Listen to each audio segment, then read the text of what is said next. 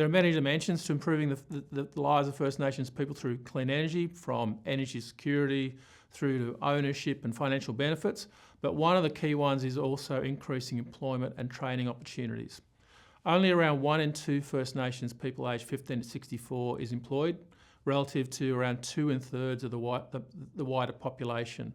That's a big gap, and the Commonwealth Government's employment white paper last year noted that gap has really not changed for 30 years. Even through all the mining booms and the waves of economic development that have happened, it hasn't changed, which is quite remarkable. So there's been a long stagnation in terms of the employment of First Nations people. In clean energy, currently the level of employment is low. There's the occasional best practice project, like the one featured on the right, the Avonlea Solar Farm, which employed 30 Indigenous people who were unemployed or had never worked before, which doesn't sound like very many jobs, but the people involved said it was transformational in a community where you have multiple generations of families who have never worked before or who hold no job. So the energy transition offers a great opportunity, but it won't necessarily create jobs on its own. One of the first things we noted when we started to look was that the population share of First Nations people in the reses is higher than average, and in some of the main reses where most of the development is going to occur, it's particularly high. It's almost 1 in 10 in the New England res, for example, and almost 13% in the Central West Arana res. Then we started to look further using employment modelling, labour market and demographic analysis as to what employment shares might be possible inside the reses. And we looked at we basically broke it down into 3 groups. Firstly, we looked at the workers in other sectors who are in occupations that are needed in renewable energy, so electricians, construction labourers and the like. And what we found is that in most of the reses, the volumes of workers in existing occupations is equivalent to around 5 to 10% of the demand we projected was required in the reses. However, they're highly concentrated in a small group of occupations, especially truck drivers. So in practice, there isn't a large volume of workers with the right skills currently to work in renewable energy. The second group we looked at was students. Over half the First Nations population in the reses is under 19, so very young, which is on one hand a bit of a challenge, but on the other hand, it's a real opportunity to break the cycles of unemployment if we can get the right programs in place. If just 1 to 3% of 15 to 19-year-old First Nation students found their way into the renewable energy sector, in half the reses, that would be equivalent to 10% or more of the projected employment demand. And thirdly, we looked at the unemployed and those not in the labour force. And obviously there are a whole range of social barriers and issues here. We know many of the barriers and we spoke to people about them: access to training, social health problems, literacy problems, simply getting access to transport to get to training or to jobs. But nonetheless, again, even small volumes, even small portions of this population could add up to something really meaningful in terms of an employment target. And we know that solar farms and recycling facilities have the opportunities for entry-level jobs. Solar farm jobs might only last 4 to 6 months, but if they're a bridge out of unemployment, then they can have a really lasting legacy. So the overall picture, the bottom line, is that achieving targets of 5 to 10% now is challenging, but entirely feasible over time with the right programs to draw these groups into the workforce. So how do we realise these opportunities? We've got a 10-point plan with a range of actions for industry and governments and how they can work with First Nations community.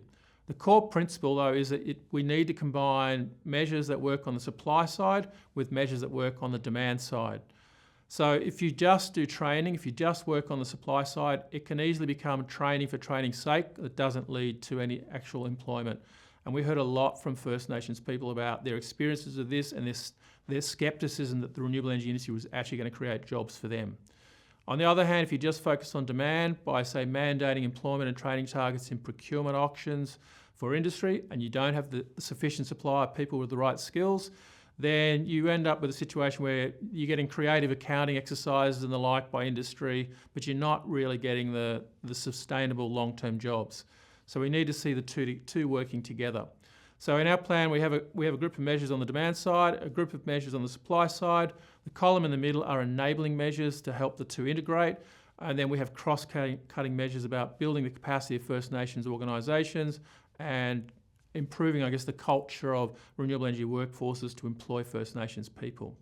So I don't want to overstay my welcome. I won't go through all 12 of these recommendations, but I want to highlight a couple of the key ones.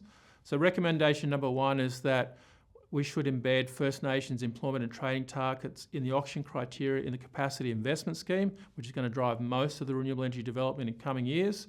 But there needs to be flexibility so that the states can implement it at a res level, because they do vary.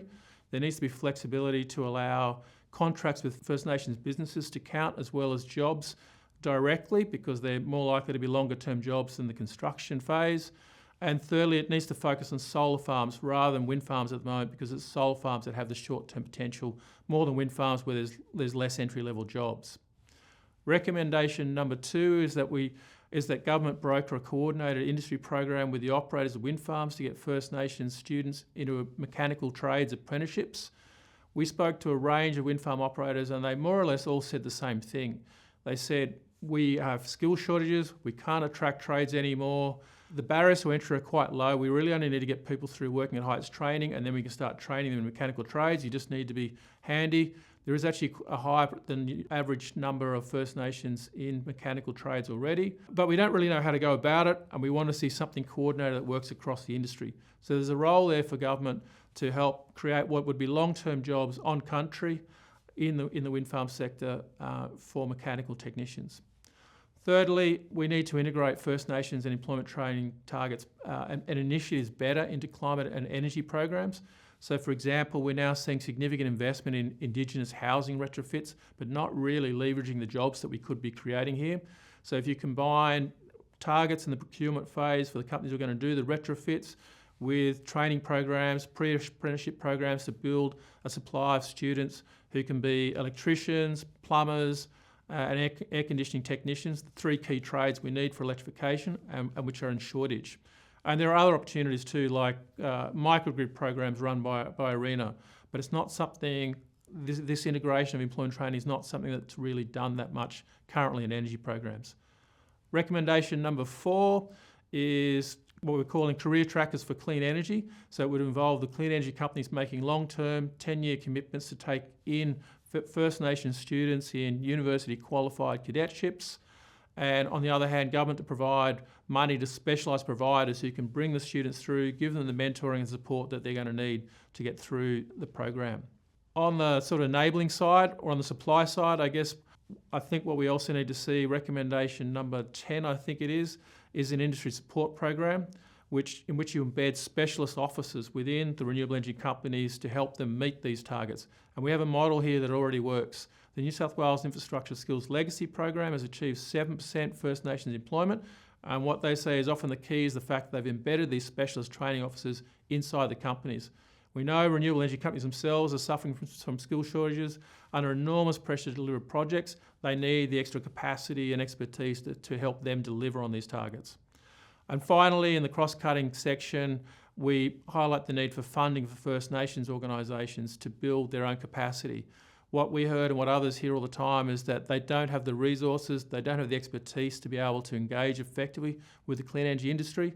So they need to be given funding to get access to that specialised expertise and be able to play the role that we need them to play between the community and the renewable energy industry. To sum up, it's not necessarily easy. The long stagnation in employment of First Nations people tells you it's not easy, but it would be criminal if we missed the opportunity to use the clean energy transition as an opportunity to create jobs that can materially change people's lives. So I hope you have a good launch. I wish I could be there. I hope this is the start of something, and that this report and launch leads to action by governments, by industry, to work with First Nations communities to make clean energy jobs and careers for First Nations people a reality. Thank you.